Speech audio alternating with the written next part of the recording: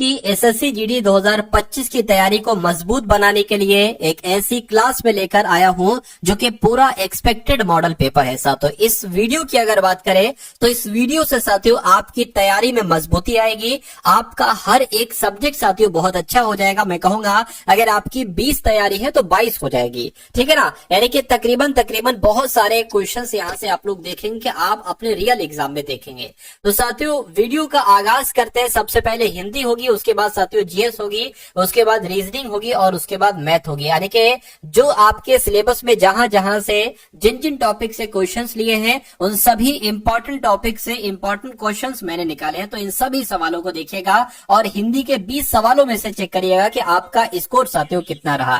तो पहला सवाल है, कह रहे कि मकान की दोनों तरफ दीवार है, इस वाक्य में अशुद्ध अंश क्या है। देखिए मकान की दोनों तरफ नहीं होना चाहिए बल्कि मकान के दोनों तरफ होना चाहिए। मकान के दोनों तरफ दीवार ये होना चाहिए। तो दिक्कत कहां पर है? दिक्कत साथियों ऑप्शन नंबर बी वाले में, और यही आपका राइट आंसर है। अगला देखिए, कल मंदिर का स्थापना हुई, कल मंदिर की स्थापना हुई, या कल मंदिर से स्थापना हुई, या कल मंदिर पर स्थापना हुई। तो यहां पर की आना चाहिए, यानी कि कल मंदिर की स्थापना हुई, ये आपका आंसर होगा। और जिनका आंसर बी है मैं कहूंगा बिल्कुल सही है। अगला सवाल देखिए, कह रहे धन के रहित जीवन व्यर्थ है, ठीक है ना। धन के रहित जीवन व्यर्थ है, वाक्य में अशुद्ध अंश क्या है साथियों, ये आपको यहां पर बताना है। चलिए देखिए, धन के बिना यहां पर होता तो ज्यादा अच्छा होता, तो धन के रहित ये थोड़ा अच्छा नहीं लग रहा है। तो कुल मिला के जो आपका गलत है ना, अशुद्ध अंश है, वो ऑप्शन नंबर बी वाला, और यही आपका सही जवाब हो जाएगा। मूल्य आंका नहीं जा सकता, अब आपको बताना है साथियों, अगर यहां पर अगर बात करते हैं साथियों, मूल्य आंका नहीं जा सकता,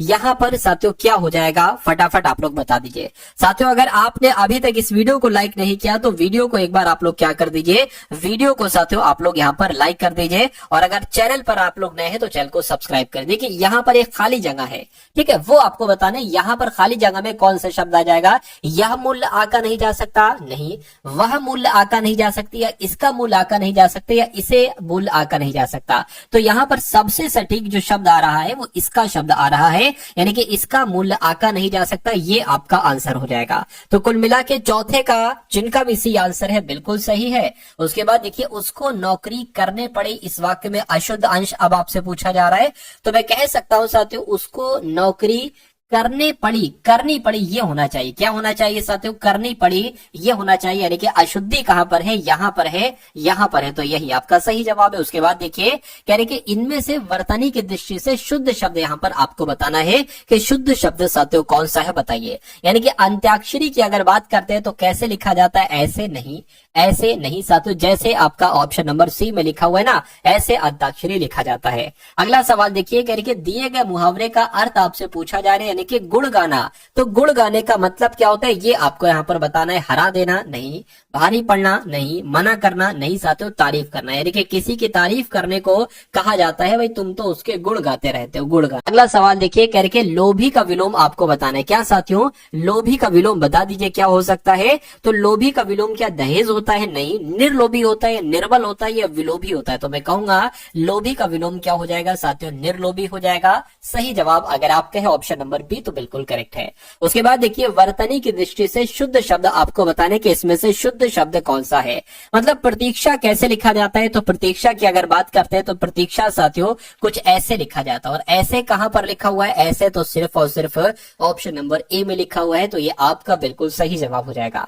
अगला सवाल देखिए, कह रहे रिक्त स्थान में दिए गए 4 विकल्पों में से उस विकल्प का चयन करिए जो दिए गए मुहावरे के अर्थ को स्पष्ट रूप से व्यक्त करता है। देखिए, बेटी की विदाई पर मां, क्या बेटी, अब आपको यहाँ पर बताना है खाली जगह में साथियों क्या आ सकता है। बेटी की विदाई पर मां की आंखें भर आई, या माँ की आंखों में बस गई, ये नहीं होना चाहिए। माँ की आंखों का तारा, ये भी नहीं और ये भी नहीं, यानी कि मैं कहूंगा कि बेटी की विदाई पर माँ की आंखें भर आई, ये होना चाहिए, और ये जिनका आंसर है ये तो बिल्कुल सही है। उसके बाद देखिए साथियों, उद्यमी का विलोम आपको बताने क्या हो सकता है, बताइए। साथियों अगर वीडियो आपने लाइक नहीं की तो वीडियो को लाइक कर दीजिए बिना कहे, और चैनल पर अगर नए हैं तो चैनल को साथियों जरूर सब्सक्राइब कर लीजिए, क्योंकि जो बच्चे साथियों नए जुड़े हैं अगर चैनल को सब्सक्राइब कर लेंगे तो उनको वीडियोस मिलती रहेंगी साथियों 1 बाय 1 करके। ठीक है, और मैं कहूंगा अगर अब से लेकर एग्जाम तक सभी वीडियोस अगर आप वॉच करते हैं, अच्छे तरीके से देखते हैं, जितने क्वेश्चंस मैं आपको करवाता हूं उनके उतने क्वेश्चंस आप अच्छे तरीके से देखते हैं, तो ये समझ लीजिए सिलेक्शन आपका तय है। 39,000 सीटों में से एक सीट आपकी पक्की करवा दूंगा। अगला सवाल देखिए करके, उद्यमी की अगर बात करें इसका विलोम क्या हो जाएगा, न्यून, उधार, आलसी या अनेक। तो जिनका आंसर है ऑप्शन नंबर सी है, यानी कि उद्यमी का विलोम आलसी अगर आपका जवाब है तो बिल्कुल सही है। उसके बाद देखिए कि अन्वेषण का पर्यायवाची इसमें से कौन सा नहीं है, तो अन्वेषण के पर्यायवाची क्या क्या, देखिए अन्वेषण को जांच कहते हैं, अन्वेषण को शोध भी कहा जाता है, अन्वेषण को कहीं ना कहीं गवेषण भी कहते हैं, लेकिन व्योम नहीं कहते हैं। व्योम नहीं कहते हैं तो व्योम नहीं कहते हैं, तो ये आपका राइट आंसर। अगला देखिए, राजनीति पर रूप बदल गया, ये होना चाहिए, या राजनीति का रूप बदल गया ये होना चाहिए, या राजनीति में रूप बदल गया या के रूप बदल गया। तो यहाँ पर खाली जगह में जो शब्द आएगा वो ऑप्शन नंबर बी वाला आएगा, क्योंकि होना क्या चाहिए, राजनीति का रूप बदल गया ये होना चाहिए। अगला देखिए, निम्नलिखित में से मीन का आपको बताने साथियों समानार्थी क्या हो सकता है बताइए। तो मीन को साथियों एक तरीके से इसका समानार्थी झक हो जाएगा, क्या हो जाएगा साथियों, झक हो जाएगा। राइट आंसर जिनका ऑप्शन नंबर ए के साथ है, मैं कहूंगा आंसर आपका बिल्कुल करेक्ट हो जाता है भाई, बहुत बढ़िया, वेरी गुड क्लास। अब उसके बाद देखिए अगला सवाल आपके स्क्रीन पर है और आपसे पूछा जा रहा है कि रेखांकित शब्द के लिए उचित विकल्प का चयन कीजिए, यानी कि साहित्य और जीवन का घोर संबंध है। तो यहाँ पर साथियों घोर की जगह पर क्या आना चाहिए ये आपको बताना है। मैं कहूंगा घोर की जगह पर घनिष्ठ शब्द आना चाहिए, यानी कि साहित्य और जीवन का घनिष्ठ संबंध है ये होना चाहिए था। निम्नलिखित में से दिए गए वाक्य के लिए सार्थक शब्द आपको बताने, यानी कि रात्रि में विचरण करने वाले के लिए एक शब्द क्या हो सकता है बताइए। तो इसको निशाचर कहते हैं, थलचर थोड़ी ना कहते हैं साथियों। रात्रि में विचरण करने वाले को क्या कहा जाता है साथियों, निशाचर कहा जाता है। आंसर आपका जाएगा ऑप्शन नंबर बी के साथ। अगला सवाल आपके स्क्रीन पर कह रहे कि उसने अनेकों ग्रंथ लिख डाला, क्या उसने अनेकों ग्रंथ लिख डाला, ये आपसे यहाँ पर पूछा जा रहा है, मुझे बताइए। चलिए, तो दिक्कत आपको साथियों बताना है कि दिक्कत यहाँ पर आपकी कहां पर आपको लग रही है, यानी कि अनेकों शब्द की अगर बात करें तो यह रेखांकित शब्द हो जाएगा। इसकी जगह पर क्या आना चाहिए, उसने अनेक ग्रंथ लिख डाला ये आना चाहिए। ठीक है ना, तो अनेक शब्द यहाँ पर आना चाहिए। आंसर आपका ऑप्शन नंबर सी होगा। अगला सवाल आपके स्क्रीन पर है, आपसे पूछा जा रहा है कि जिसके पास कुछ भी ना हो उसके लिए एक शब्द क्या हो सकता है बताइए। तो जिसके पास कुछ नहीं होता है उसको तो अकिंचन कहा जाता है, क्या कहा जाता है उसको, अकिंचन कहा जाता है। अगला देखिए, बिजली गरज रही है या बिजली चमक रही है, बिजली भड़क रही है, बिजली सी रही है। तो यहाँ पर अगर बात करें साथियों आप लोग की मालूम होना चाहिए बिजली चमकती है, तो बिजली चमकती है तो साथियों बिजली चमक रही है, आंसर आपका भी हो जाएगा। अगला देखिए करके रेखांकित शब्द के लिए उचित विकल्प का साथियों आपको क्या करना है, चयन करना है। चलिए, तो यहाँ पर साथियों अगर हम लोग बात करें करके सुधा का स्वभाव रेखा की तरह है, क्या अब यहाँ पर रेखांकित शब्द आपका ये हो जाएगा, यानी कि तरह की जगह पर क्या अच्छा आएगा, बुरा आएगा, जैसा आएगा या ऐसा आएगा। सुधा का स्वभाव रेखा की अच्छा है नहीं, सुधा का स्वभाव रेखा की बुरा है नहीं, सुधा का स्वभाव रेखा की जैसा है, हाँ जैसा आ सकता है, जैसा आ सकता है बिल्कुल साथियों। तो तरह की जगह पर जैसा आ जाएगा और पूरा वाक्य आपका बिल्कुल सही हो जाएगा भाई, बहुत बढ़िया, वेरी गुड क्लास। चलिए साथियों, अब यहाँ पर हिंदी के तो 20 सवाल आपके हो चुके हैं। अब हम लोग साथियों यहाँ पर सामान्य ज्ञान के पूरे टॉप लेवल के 20 क्वेश्चंस यहाँ पर देख लेंगे, और उसके बाद फिर आप रीजनिंग को देखेंगे और मैथ के शानदार कॉन्सेप्ट यहाँ पर आप लोग देखेंगे। ठीक है ना, चलिए देखिए भाई, कह रहे कि मौलिक अधिकारों को भोगने को सुनिश्चित करने की जिम्मेदारी निम्नलिखित में से किसको सौंपी गई है।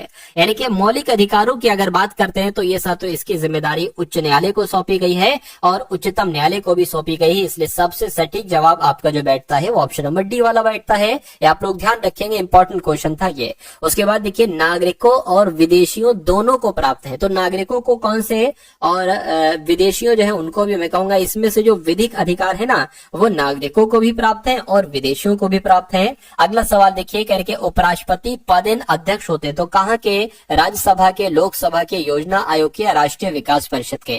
तो आपको मालूम होना चाहिए उपराष्ट्रपति जो होते हैं ये पदेन अध्यक्ष होते हैं साथियों राज्यसभा के, राइट आंसर आपका ए हो जाता है। अगला देखिए, निम्नलिखित में से कौन विधायकीय सत्र को स्थगित करने की अधिसूचना जारी करता है।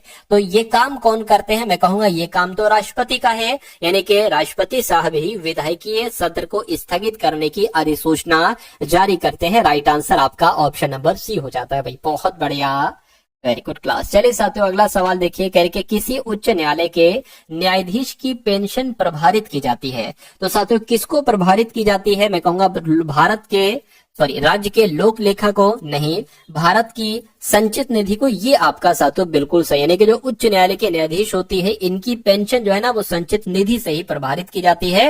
राइट आंसर आपका ऑप्शन नंबर बी होना चाहिए। अगला सवाल देखिए कि नगर पालिका में महिलाओं के लिए कितनी सीटें आरक्षित हैं?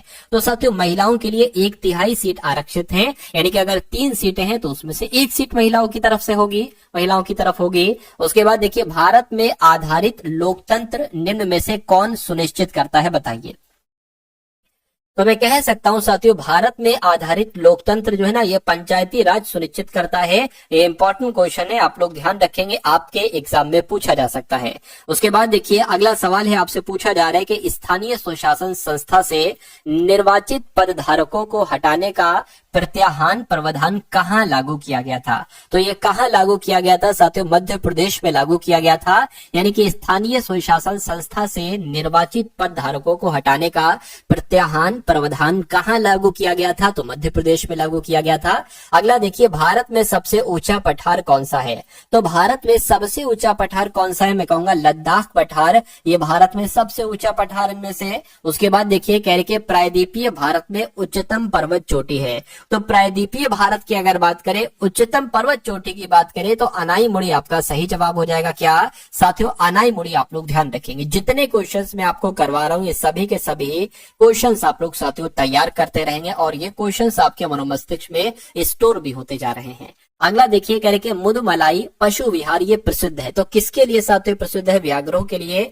ग्वालों के लिए, पक्षियों के लिए, हाथियों के लिए। मैं कहूंगा साथियों व्याघ्रों के लिए ये प्रसिद्ध है, जाना जाता है मुदुमलाई पशु विहार। अगला देखिए स्वतंत्रता के बाद विकसित किया गया पहला पत्तन कौन सा था? तो स्वतंत्रता के बाद विकसित किया गया पहला पत्तन नहावा शेवा था। कौन सा साथियों? नहावा शेवा, ये स्वतंत्रता के बाद विकसित किया गया पहला पत्तन था। उसके बाद देखिए रजिया सुल्तान पहली महिला मुस्लिम शासिका, ये भारत के किस तुर्की शासक की बेटी थी?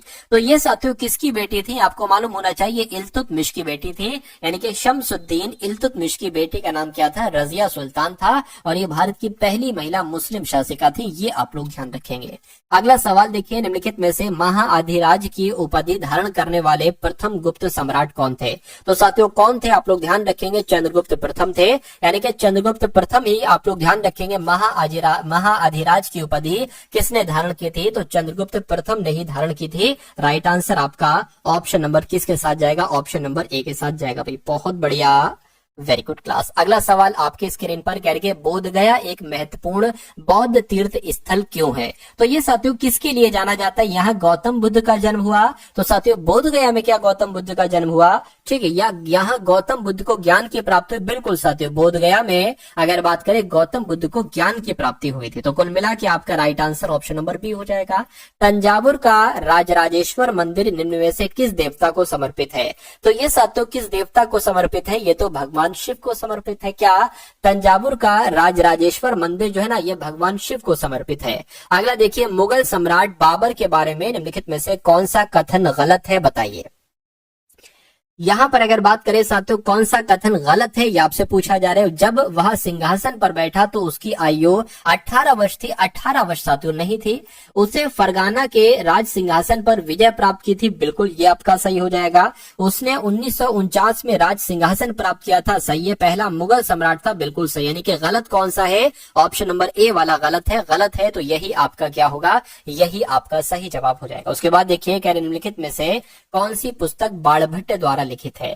तो इनमें से कौन सी पुस्तक बाणभट्ट के द्वारा लिखित है? मैं कहूंगा हर्षचरितम पुस्तक बाणभट्ट के द्वारा लिखित है। आंसर आपका ऑप्शन नंबर किसके साथ जाएगा भाई? बी के साथ जाएगा। अगला देखिए करके प्रथम विश्व युद्ध 1914-1918 के दौरान अगर बात करते हैं यहाँ पर साथियों जो प्रथम विश्व युद्ध ना 1914 से 1918 तक चला था, इसके दौरान कीमतें लगभग 2 गुनी हो गई थी, या कीमतें अपरिवर्तित रही थी, या कीमतें 3 गुनी हो गई थी, या कीमतों में 10% की कम वृद्धि हुई थी। मैं कहूंगा साथियों इसमें कीमतें 2 गुनी हुई थी। 100 रुपए की कोई चीज थी वो 200 रुपए की हो गई थी प्रथम विश्व युद्ध के दौरान।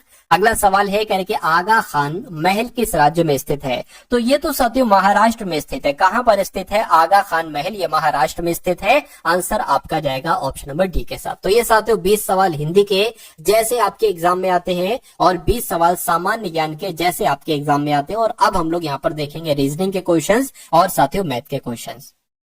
अब उसके बाद देखिए साथियों, कथन और निष्कर्ष वाला सवाल यहाँ पर आपके सामने आ चुका है। कहा जा रहा है कि कोई रचनात्मक नियोक्ता नहीं है। तो कोई रचनात्मक नियोक्ता नहीं है साथियों, ये हम लोग बना लेते हैं। क्या कहा जा रहा है? कोई रचनात्मकता। मान लीजिए साथियों क्या हो जाएंगे, ये रचनात्मकता हो जाएंगे। और कहा जा रहा है कि कोई रचनात्मकता क्या नहीं है? नियोक्ता नहीं है साथियों। और ये क्या हो गए? ये आपके नियोक्ता हो गए। ठीक है, कोई दिक्कत नहीं। उसके बाद कह रहे हैं सभी विशेषज्ञ रचनात्मकता है। यानी कि मान लीजिए साथियों ये अगर बात करें साथियों, ये क्या हो गए? ये विशेषज्ञ हो गए। ये क्या हो गए? ये विशेषज्ञ हो गए। ठीक है, उसके बाद कहा जा रहा है साथियों सभी विशेषज्ञता रचनात्मक हो गए। सभी कर्मचारी विशेषज्ञ हो जाए, यानी कर्मचारी जो है ना वो इसके अंतर्गत आ जाएंगे। तो ये कर्मचारी हो गए। अब निष्कर्ष को पढ़िए और बताइए साथियों कौन सा निष्कर्ष सही है, कौन सा निष्कर्ष गलत है। कह रहे कि कोई नियोक्ता विशेषज्ञ नहीं है, कोई नियोक्ता विशेषज्ञ नहीं है। तो ये बात अगर बात करें बिल्कुल सही है। विशेषज्ञ की बात करें ये है, जब कोई रचनात्मकता नियोक्ता नहीं हो सकते तो कोई नियोक्ता ना तो विशेषज्ञ हो सकते हैं और ना ही साथियों एक तरीके से कर्मचारी हो सकते हैं। ये बात बिल्कुल सही है। कोई कर्मचारी नियोक्ता नहीं है, ये बात भी बिल्कुल सही है। यानी कि दोनों ही निष्कर्ष आपके निकलते हैं, दोनों ही निष्कर्ष यहाँ पर पालन करते हैं, ऐसा ऑप्शन नंबर डी में लिखा हुआ है। तो ये आपका बिल्कुल सही जवाब हो जाएगा। अगला सवाल देखिए, अगला सवाल है साथियों, कहा जा रहा है कि सबसे पहले FDG आया है, उसके बाद साथियों यहाँ पर अगर बात करते हैं IIL आया है, उसके बाद LNQ आया है। आपको बताने के उसके बाद यहाँ पर 3 लेटर्स कौन से आ सकते हैं बताइए। देखिए यहाँ पर अगर बात करें F होता है 6 पर और I होता है 9 पर, यानी कि 3 बड़ा है। I 9 पर होता है, L 12 पर होता है, फिर 3 बड़ा है। यानी कि अगर फिर इसमें साथियों 3 बड़ा है तो मैं कहूंगा L में 3 बढ़ाएंगे तो O आ जाएगा। O एक तो यहाँ पर है, एक यहाँ पर है। D से साथियों I हुआ है तो कितना बड़ा है? 5 बड़ा है। I से N हुआ है तो मैं कहूंगा कितना बढ़ गया? I से N हुआ, N 14 पर होता है, 5 बड़ा है। तो इसमें अगर साथियों हम लोग 5 बढ़ाएंगे तो S आ जाएगा, यानी कि OS कहां पर है? अच्छा यहाँ पर भी कोई दिक्कत नहीं। G 7 पर होता है, L 12 पर होता है। एक तरीके से अगर बात करें कितना बड़ा है? फिर से 5 बड़ा है। L 12 पर होता है, Q 17 पर होता है, 5 बड़ा है। 5 अगर इसमें साथियों हम बढ़ा देंगे तो कितना आ जाएगा? V आ जाएगा। यानी कि OSV कहां पर लिखा हुआ है? OSV ऑप्शन नंबर C में लिखा हुआ है। तो ऐसे साथियों सवाल आपके सामने आएंगे। और इस सवाल की अगर बात करें तो ये सवाल साथियों बहुत इंपॉर्टेंट है। बहुत अच्छे से इस सवाल को देखिएगा और आंसर आप लोग निकालने की साथियों कोशिश करिएगा। ठीक है ना? चलिए, तो क्या कहा जा रहा है? कह रहे कि 7 मित्र हैं। ठीक है, एक वृत्ताकार मेज के इर्द गिर्द केंद्र की ओर मुख करके बैठे हैं। तो एक साथियों हम यहाँ पर क्या बना लेते हैं, एक काम करते हैं, इसको थोड़ा सा क्या दूसरा स्केच ले लेते हैं। चलिए, हाँ, तो क्या कहा गया है साथियों? 7 लोग हैं तो मान लेते हैं 1 2 3 4 5 6 और एक साथियों 7। कहा गया है राज सचिन के बाईं और दूसरे स्थान पर बैठा है, दीनू कृप और वीर के बीच में बैठा है। अब यहाँ पर हमें कॉमन निकालना होगा, यानी कि 2 नाम, मतलब 2 अलग अलग लाइन में एक नाम आना चाहिए। राज सचिन के बाईं और दूसरे स्थान पर बैठा है, दीनू कृप और वीर के बीच में बैठा है। दीनू, अब देखिए दीनू यहाँ पर मिल गया और यहाँ पर भी मिल गया, तो इसको साथियों सॉल्व करो। दीनू कृप और वीर के बीच में बैठा है, ये भी हम कंफर्म तरीके से अभी नहीं बता सकते। उसके बाद कह रहे हैं कि दीनू सचिन के दाईं और दूसरे स्थान पर बैठा है, ये हम बिल्कुल सही बता सकते हैं। यानी कि सचिन के दाईं और कौन बैठा है साथियों? सचिन। मान लीजिए अगर हम यहाँ पर बना देते हैं तो सचिन के साथियों दाईं ओर सचिन के दाईं ओर दूसरे स्थान पर दीनू बैठा है, यानी कि दीनू साथियों यहाँ पर बैठ जाएगा। क्या? दीनू यहाँ पर बैठ जाएगा। क्लियर है? उसके बाद अच्छा अब इसको देख लीजिए, दीनू जो है ना ये कृप और वीर के बीच में बैठा है। तो दीनू की अगर बात करें तो कृप और वीर के बीच में बैठा। मान लीजिए साथियों कृप यहाँ पर बैठ गया, कृप और दीनू जो है ना साथियों ये आपका एक तरीके से बात करें कृप और वीर के बीच में बैठा। मान लीजिए वीर यहाँ पर अगर बैठ जाता है, उसके बाद क्या कहा जा रहा है? कह रहे कि राज वीर के दाईं और चौथे स्थान पर बैठा है।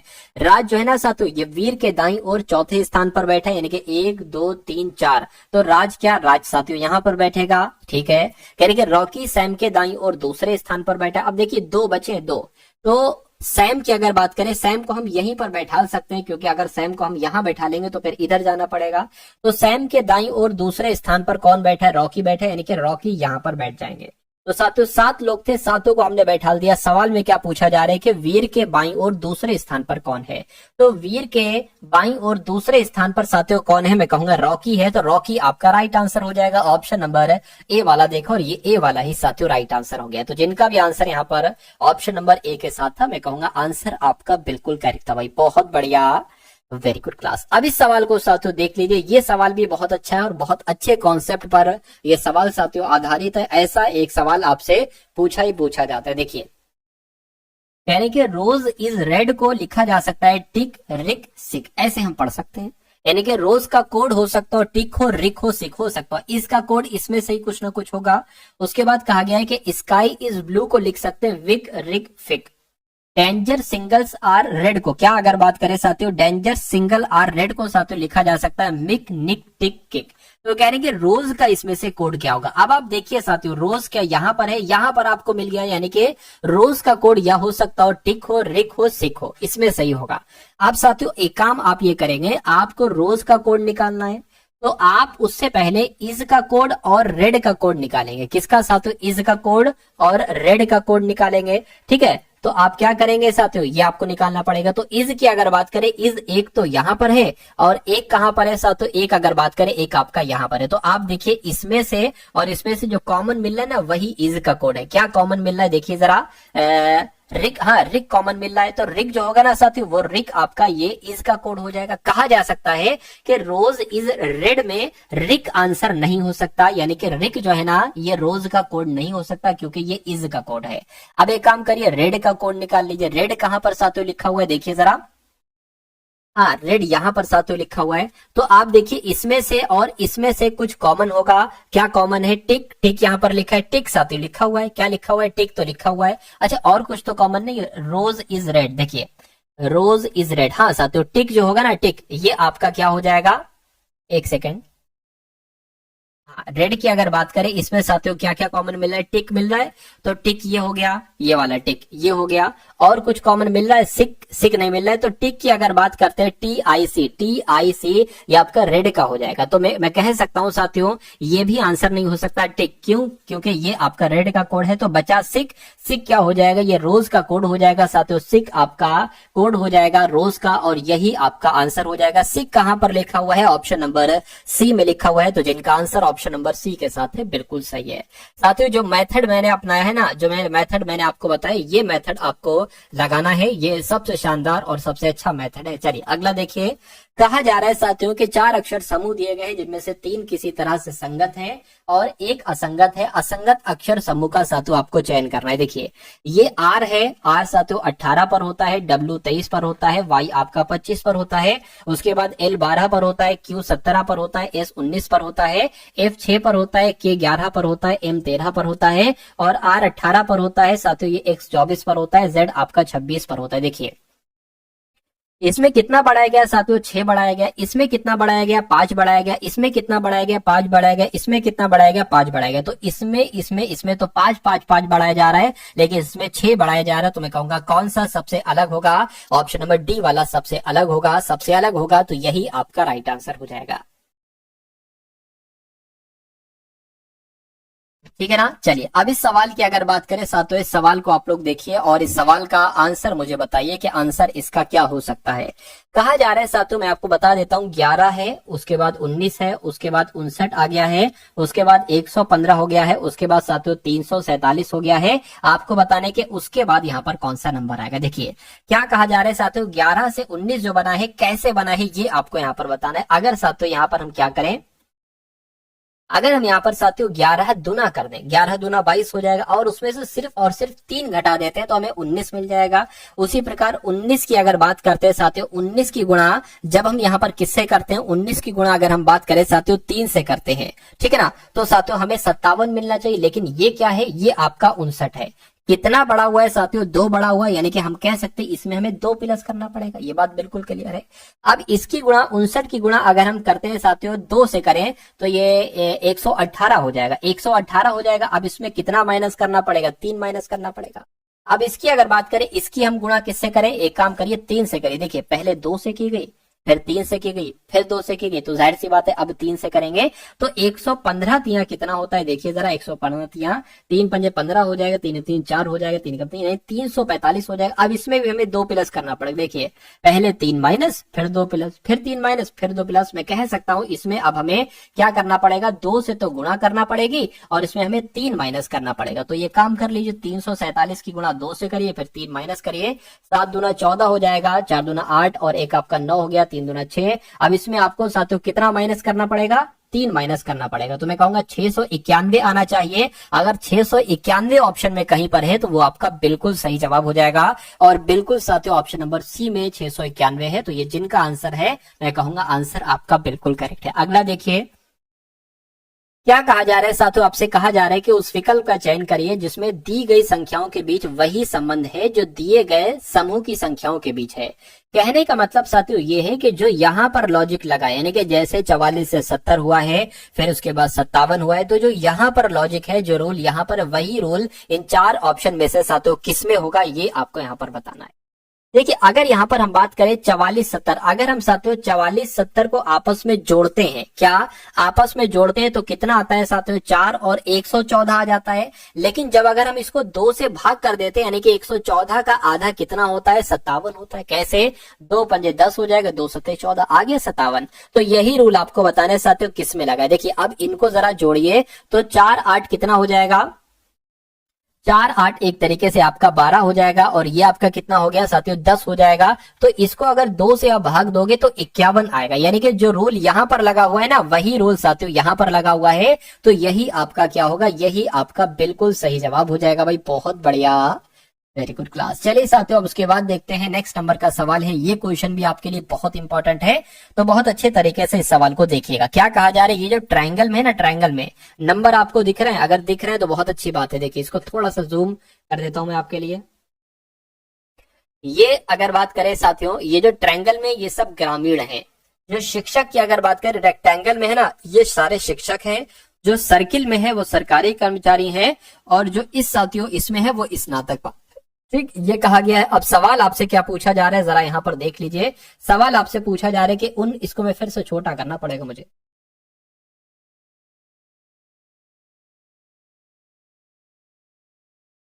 हाँ, सवाल पूछा गया था कि उन ग्रामीण सरकारी शिक्षकों की संख्या क्या है जो स्नातक नहीं है। यानी कि बस तो स्नातक नहीं होना चाहिए, बस स्नातक नहीं होना चाहिए, बस इतनी सी बात आपको बताना है। यानी कि स्नातक की अगर बात करें, इसमें से वो नंबर नहीं होना चाहिए, इसमें से वो नंबर ना हो, इसमें से वो नंबर ना हो, और बाकी ग्रामीण भी हो, शिक्षक भी हो और सरकारी कर्मचारी भी हो। तो मैं कहूंगा एक ऐसा नंबर हमें 2 दिख रहा है यहाँ पर, जो कि ग्रामीण भी है, जो कि शिक्षक भी है, जो कि सरकारी कर्मचारी भी है, लेकिन वो स्नातक नहीं है। तो 2 कहां पर लिखा हुआ है साथियों, 2 आपका यहां पर लिखा हुआ है। तो 2 कौन से ऑप्शन में है, मैं कहूंगा 2 ऑप्शन नंबर ए वाले में है। तो यही आपका राइट आंसर हो जाएगा। चलिए भाई अब उसके बाद देखिए अगला सवाल आपकी स्क्रीन पर देखिए और बताइए सही जवाब क्या होगा। देखिए भाई, यानी कि 1 है, 9 है, 36 है और उसके बाद 100 है, और उसके बाद आपको बताने के कौन सा नंबर यहाँ पर आएगा। देखिए यहाँ पर अगर साथियों हम लोग थोड़ा सा ध्यान से अगर हम साथियों इन सवालों को देखें, तो मैं कहूंगा साथियों 1 की जब हम बात करते हैं तो 1 में ऐसा, मतलब 1 से 9 बनाया गया है। तो कैसे 9 बनाया गया है, अगर हम देखिए यहां पर अगर हम साथियों बात करते हैं 2 का, अगर हम साथियों क्यूब करते हैं तो कितना हो जाएगा, 8 हो जाएगा। ठीक, अब उसमें साथियों 1 प्लस कर देते हैं। क्या हम उसमें कितना प्लस कर देते हैं, हम उसमें 1 प्लस कर देते हैं, तो हमें साथियों 9 मिल जाएगा। ठीक है ना। उसी प्रकार अगर बात करते हैं साथियों, यहाँ पर हम 3 का क्यूब करते हैं और उसमें 3 का क्यूब करने पर क्या आ जाएगा साथियों, 27 आ जाएगा। 27 आ जाएगा, उसमें 9 जोड़ देते हैं तो साथियों क्या हमें मिल जाएगा, 36 मिल जाएगी। ये बात बिल्कुल सही है। उसके बाद साथियों हमें अगर 4 का क्यूब करें तो 64 हो जाएगा, और 64 में साथियों 36 जोड़ दे तो 100 हो जाएगा। यानी कि अब हमें साथियों क्या करना पड़ेगा, 5 का क्यूब करना पड़ेगा। 5 का क्यूब करना पड़ेगा साथियों, और एक तरीके से देखिए 5 का क्यूब करेंगे तो 125 आ जाएगा। कितना आ जाएगा, 125 एक तरीके से आ जाएगा। 1 जोड़ा, 9 जोड़ा, 36 जोड़ा, तो जाहिर सी बात है अब यहाँ पर 100 हमें जोड़ना पड़ेगा, यानी कि 225 साथियों यहाँ पर आ जाएगा। तो 225 आपका बिल्कुल सही जवाब हो जाएगा। और ये कौन से ऑप्शन में है, ऑप्शन नंबर डी वाले में है। अगला सवाल देखिए आपके स्क्रीन पर है। देखिए साथियों इस सवाल को और बताइए कि आपका सही जवाब यहाँ पर क्या हो सकता है। चलिए क्या कहा जा रहा है साथियों, आपसे कहा जा रहा है कि एक निश्चित कूट भाषा में एफ ए एक्स को क्या लिखा जाता है, ई जी जेड बी डब्ल्यू वाई लिखा जाता है। तो उसी कूट भाषा में एस के आई एन को साथियों क्या लिखा जा सकता है, ये आपसे यहाँ पर पूछा जा रहा है। देखिए अगर यहाँ पर हम लोग बात करते हैं कि आखिर ये एफ ए एक्स से बनाया कैसे गया है, ई जी जेड बी डब्ल्यू वाई कैसे बनाया गया, जरा देखिए। देखिए यहाँ पर जो हमने एफ को देखा तो एफ के आजू बाजू वाले ये लेटर है, यानी कि एफ में अगर एक घटा दोगे तो ई आ जाएगा, एक बढ़ा दोगे तो जी आ जाएगा। ये एक न्यू कॉन्सेप्ट है साथियों, न्यू कॉन्सेप्ट जो आपके एग्जाम में इस बार आपको देखने को मिलेगा। उसी प्रकार ए की बात करें तो ए से पहले जेड आ जाएगा, ए के बाद बी आ जाएगा। उसी प्रकार एक्स से पहले डब्ल्यू आ जाएगा और एक्स के बाद वाई आ जाएगा, यानी कि यहाँ पर आजू बाजू वाला नंबर लेना है। एस से पहले साथियों क्या आ जाएगा, आर आ जाएगा, एस के बाद टी आ जाएगा, ठीक है ना।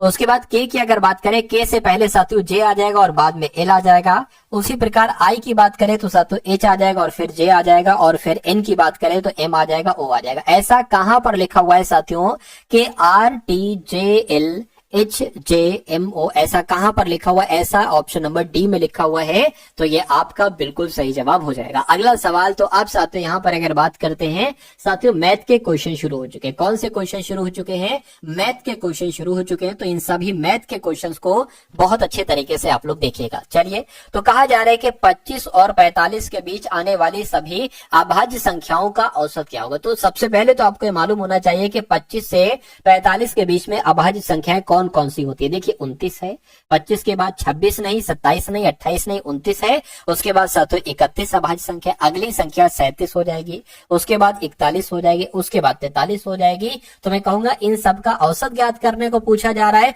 तो इन सब को जोड़ दो और किससे भाग कर दो, 1 2 3 4 5, यानी कि जितनी संख्या उस नंबर से इनको भाग कर दो।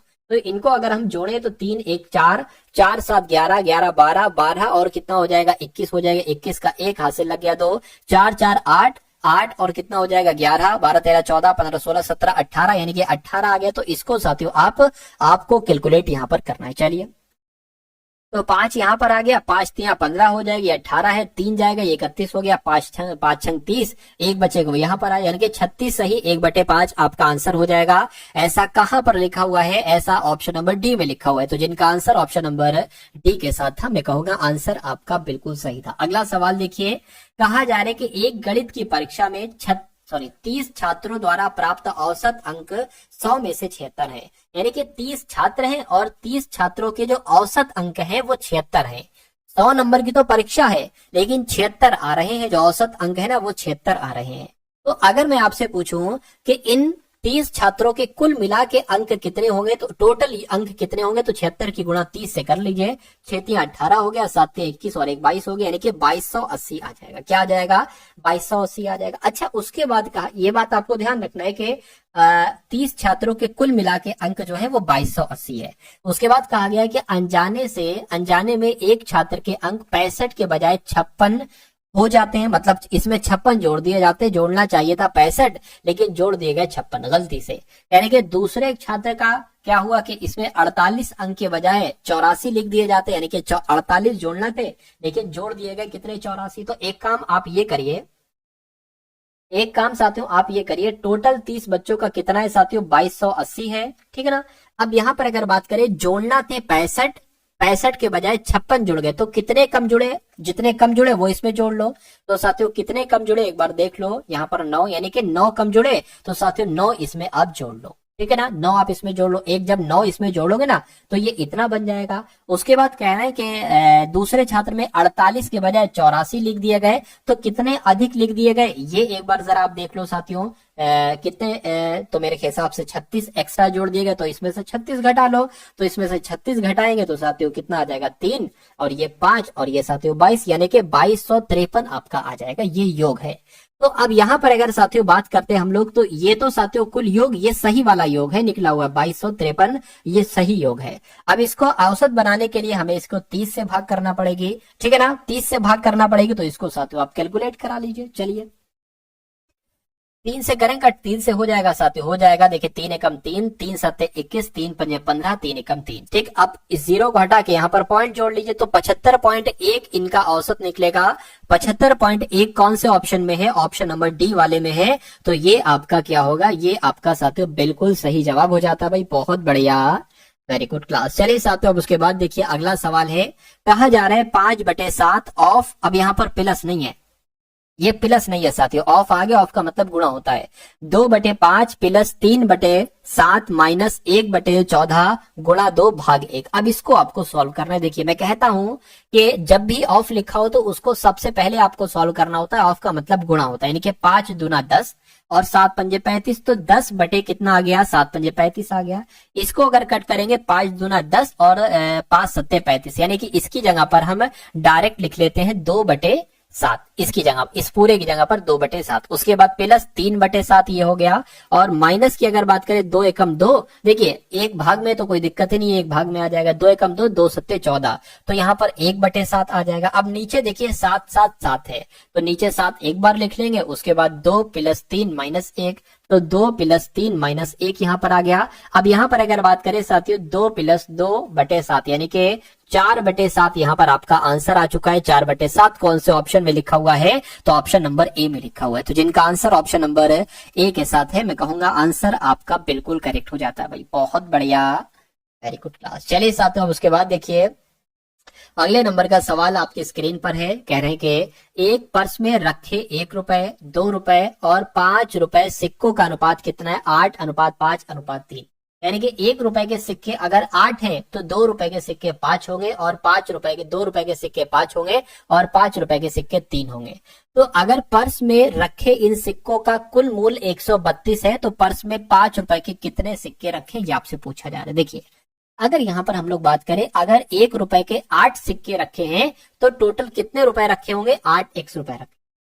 2 रुपए के 5 सिक्के रखे हैं तो 2 पंजे 10, यानी कि 10x इसको हम लिखते हैं, और 5 रुपए के 3 सिक्के रखे हैं तो 5x इसको हम लोग लिखते हैं। और यहाँ पर कहा जा रहा है कि अगर इन सिक्कों का कुल मूल्य 132 है, यानी कि बराबर 132 ही आ जाएगा। तो देखिए 10 और 8 18, और 18 आपका कितना हो जाएगा साथियों, 33x हो जाएगा, यानी कि 33x बराबर हो गया 132। x बराबर क्या हो गया, 132/33 हो गया। इसको जरा कैलकुलेट कीजिए, 3 एकम 3, 3 एकम 3, 3 चौक 12, 3 चौक 12, 11 और ये 4 आ जाएगा, यानी कि x बराबर आपका क्या आ गया है, 4 आपका आ गया। ये बात क्लियर है, बिल्कुल क्लियर है। देखिए गलती तो नहीं होगी कुछ, जरा देखिए 3 एकम 3, 3 एकम 3, 3 चौक 12, एक जाएगा 3 चौक 12, ठीक है, तो 11 चौक, बिल्कुल सही है, कोई दिक्कत नहीं है। हाँ, अब क्या कहा जा रहा है, कह रहे हैं पर्स में 5 रुपए के सिक्के कितने हैं, तो पर्स में 5 रुपए के सिक्के 3 है। कितने हैं साथियों, 3 है। तो जब x बराबर 4 है तो 3x की वैल्यू आपसे पूछी जा रही है, तो मैं कहूंगा 3 गुणा 4 हो जाएगा, और 3 गुणा 4 12 आ जाएगा। यानी कि मैं कह सकता हूं कि पर्स में 5 रुपए के सिक्के कितने होंगे, 12 होंगे। तो 12 जिनका आंसर है उनका आंसर यहाँ पर बिल्कुल सही हो जाता है भाई, बहुत बढ़िया, वेरी गुड क्लास। चलिए साथियों, अगला सवाल आपके स्क्रीन पर कह रहे हैं कि 20%, 10%, 15% की क्रमिक छूटों की श्रृंखला के समतुल्य एकल छूट क्या होगा। कभी भी अगर ऐसा सवाल आपके सामने आए, कैसा सवाल आपके सामने आए, अगर सवाल में 3 तरह के अलग अलग प्रतिशत दे रखे हो, ये 30 भी हो सकता है, 35 कुछ भी हो सकता है, और पूछा जाए ये क्रमिक छोटे हैं, इनकी अगर एकल छूट ज्ञात करना हो तो वो कितनी होगी, 38.5%, 37.5, 40 या 45। तो सबसे पहले आपको इसको और इसको ले लेना है, और एक सूत्र की मदद से इसको सॉल्व करना है, x plus Y minus XY/100, ठीक है ना। x यहाँ पर 20 हो जाएगा, y यहाँ पर 10 हो जाएगा। देखिए तो ये x हो गया, y क्या है 10% है, माइनस अब ये गुणा है यहाँ पर, ठीक है, 20 गुणा यहाँ पर आपका 10 हो गया, बटे आपका 100 हो गया, 0 से दोनों 0 कैंसिल हो गए, ये दोनों साथ 30 हो जाएगा, माइनस और ये आपका 2 हो गया, यानी कि कितना आया, 28% आया। तो 28% आया, कहने का मतलब ये है 28%। आप लोग एक संख्या याद रखेंगे कि अगर पूछा जाता 20% और 10% की एकल छूट क्या होती, तो आप 28% लिखते। लेकिन यहाँ पर एक और छूट है, तो अब हम क्या करेंगे, 28% को x मान लेंगे और इसको y मान लेंगे, यानी कि x यानी कि 28 प्लस 15 माइनस 28 गुणा 15, ठीक है, बटे हुए आपका 100 आ जाएगा। इसको जोड़ेंगे तो कितना आ जाएगा, 38 और 5 कितना हो जाएगा, 43 हो जाएगा, माइनस इसको अगर कैंसिल करें तो 5 तिया और यहाँ पर 20 आ गया, ठीक। इसको अगर साथियों कैंसिल करें तो 14 आ जाएगा, नीचे आपका 10 आ जाएगा, और ये आपका 3 आ जाएगा। ये बात क्लियर है, 14 तिया आपका 42 हो जाएगा, 42 बटे 10 ना लिखकर पॉइंट लगा लो, ये 10 कैंसिल हो जाएगा। तो अब यहाँ पर अगर साथियों हम लोग बात करें